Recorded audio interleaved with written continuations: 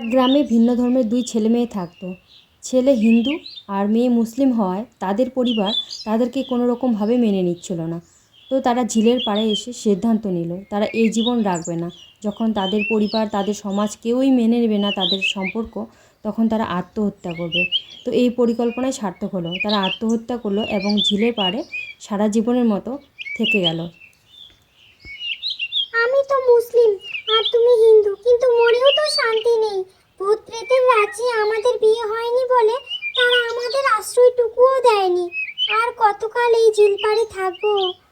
এই ঝিলপাড়ের মাছ খেয়ে খেয়ে বিরক্ত হয়ে গেছি। আর ঝিলপাড়ের একটা মাছও নেই। তার থেকেও বরং আমরা অন্য কোথাও যাই। এমপি, আমি কিন্তু একটা বুদ্ধি পেয়েছি। ভূতের রাজা তো বলেছিল আমাদের বিয়ে হলে তাদের রাজ্যে আমাদের আশ্রয় দিবে, আমাদেরকে ভূত বলে স্বীকার করবে। তো আমরা আমরা এখানে থেকেই আমরা কিন্তু আমাদের বিয়েটা সেরে নেবো। এই পথ দিয়ে অনেক লোকজন যাওয়া আসা করে। যখনই দেখবো কোনো পুরোহিত নাপিত যাচ্ছে তাদেরকে ধরে আমরা বিয়েটা সেরে নেবো। তাহলেই কিন্তু আমরা ভূতের রাজ্যে রাজত্ব করতে পারবো। যেমন কথা তেমন কাজ। ক্যান্টা ভূত এই পথ দিয়ে যারাই যেত তাদেরকে ধরে ধরে জিজ্ঞাসা করতো তারা নাপিত কিনা, তারা ব্রাহ্মণ কিনা। এইভাবেই চলতে থাকে। এইভাবে যত লোকজন ক্যান্টা ভূত দেখতে পায় সবাইকে একই কথা জিজ্ঞাসা করে ধরে ধরে। আর লোকজনের এইভাবে হা হুতাশ বেড়েই যায় দিন দিন। আর লোকজন এই পথ দিয়ে যাওয়া আসাও সেরকমভাবে আর করতো না। সেরকমভাবে যাওয়া আসা প্রায় এক একভাবে বন্ধই করে দিয়েছিল। ক্যান্টা আর কেন্তি দুজন মিলে প্রায় হা হুতাশ হয়ে পড়ে যে কেন এই রাস্তা দিয়ে লোক না গেলে তাদের বিয়ে কি করে হবে, তারা নাপিত আর ব্রাহ্মণ কোথায় পাবে। আমরা দুই বন্ধু, এই এলাকায় যত বিয়ে বাড়ি শ্রাদ্ধ বাড়ি হয়েছে সবটাই কিন্তু আমাদের হাতেই সম্পন্ন হয়েছে। তো বন্ধু, চান্দা গ্রামে একটা বিয়ে বাড়ি পেয়েছি, খুব বড় লোক জমিদারের বিয়ে বাড়ি, দুজনকে যেতে বলেছে। সেখানে গিয়ে আমরা বিয়ে সারবো, রেডি থাকিস। আরে বাবু, এই কাজটা বাদ দিলে হয় না? আজকাল যা শুনছি, বিয়ে বাড়িতে না করলে কি হবে না? আগে জীবনটা বাঁচা। ভূতের যা উপদ্রব শুনছি, ওই রাস্তা দিয়ে নাকি কেউ যাওয়া আসা করছে না। বাদ দে না রে ভাই, এই কাজটা বাদ দিয়ে দে তুই। আমি যেতে পারবো না ভাই, তুই একাই যা। তুই যতই তুই হলে গিয়ে বাবু ব্রাহ্মণ, তোর মুখে এসব মানে না। তুই তো ভূতেদের ডান হাতে খেলা দেখাস। এসব বলে তুই আমাকে আর হাসাস না তো। ভূত আছে তো কি হয়েছে, তার জন্য তো আমরা আর আমাদের ব্যবসা বাণিজ্য ছেড়ে দিতে পারি না। আমাদের বিয়ে করার দেওয়ার কাজ আমরা বিয়ে দিয়ে চলে আসবো। অত ভয় পাস না, আমি আছি তো। আমরা দুজন বুদ্ধি কাটে ঠিক বেরিয়ে আসবো ওই জঙ্গলের পথ দিয়ে। চল চল, কালকে রেডি থাকিস কিন্তু। আগের মতো শক্তি আর দম নেই রে যে ভূতেদের আমি জব্দ করবো। তুই বরং একাই যা। আমার জমিদারের মেয়ের বিয়ে গেলে মোটা টাকা পাওয়া যাবে, সেটাতে ভাব আগে। আর এই আমাদের টাকা দিয়ে তো আমাদের সংসার চলবে। তোর বুদ্ধি, তোর মন্ত্র আর আমার চালাকিতে সব আমরা পেরিয়ে আসবো। তুই চল না ভাই, চল, আমার অনেক টাকার দরকার। যেমন কথা তেমন কাজ। নাপিত আর ব্রাহ্মণ বিয়ে সেরে অনেক রাত করে সেই রাস্তা দিয়েই বাড়ি ফিরছে। আর সেই রাস্তায় ওত পেতে আছে কিন্তু ক্যান্তা আর কেন্তি। ক্যান্তা আর কেন্তি এই পথের অপেক্ষায় বসেছিল যে কখন নাপিত আর ব্রাহ্মণ বিয়ে বাড়িতে গেছে আর বিয়ে বাড়ি থেকে তারা কখন আসবে। এই অপেক্ষায় তারা বসে থাকতে থাকতে তাদের কিন্তু অবসান হলো। তারপর ক্যান্তা কিন্তু তাদের ধরে ফেললো। যাচ্ছিস কোথায়? তোরা দাঁড়া। তোরা নাপিত আর পুরোহিত না যে গেছিলিস, এখন আসলি? তোরা দাঁড়া, তোদের পালিয়ে রেহাই নেই। তোরা দাঁড়া, তোদের অনেক কাজ আছে।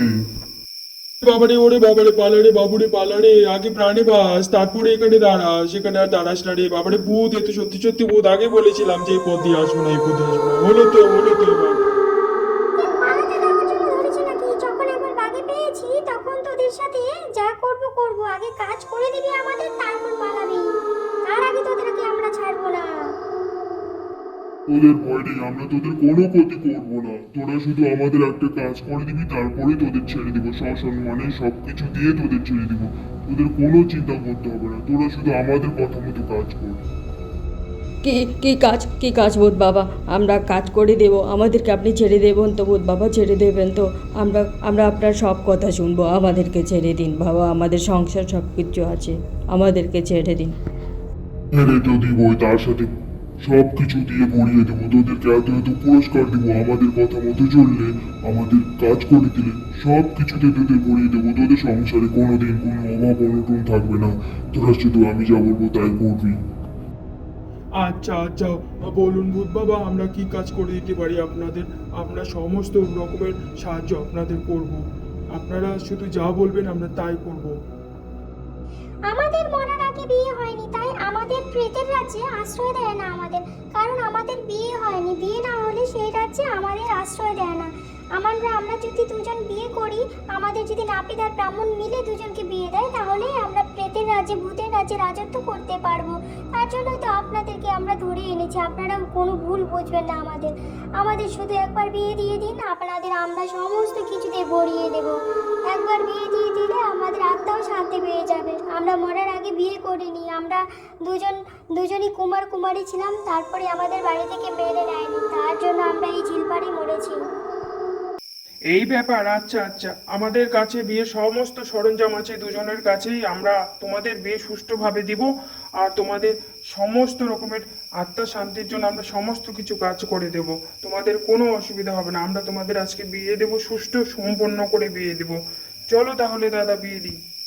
ভূতেদের কথা মতো ব্রাহ্মণ আর নাপিত মিলে ক্যান্তা ও কেন্তির বিয়ে দিল। যেহেতু ক্যান্তা ও কেন্তির বিয়ের আগেই তারা মারা গেছিল, তাই তাদের আবার নতুন করে বিয়ে হলো। ক্যান্তা কেন্তি যত ধন সম্পত্তি জুগিয়েছিল, যত ধন সম্পত্তি জমা করেছিল, সব কিছুই ব্রাহ্মণ আর নাপিতকে, দুই বন্ধুকে দিয়ে দিল। আর ব্রাহ্মণ আর নাপিত দুই বন্ধু মিলে তারা সুখে শান্তিতে ধন সম্পত্তিতে বসবাস করতে লাগলো। আর এদিকে ক্যান্তা ও কেন্তি ভূতের রাজ্যে খুব সুন্দরভাবে বসবাস করতে লাগলো।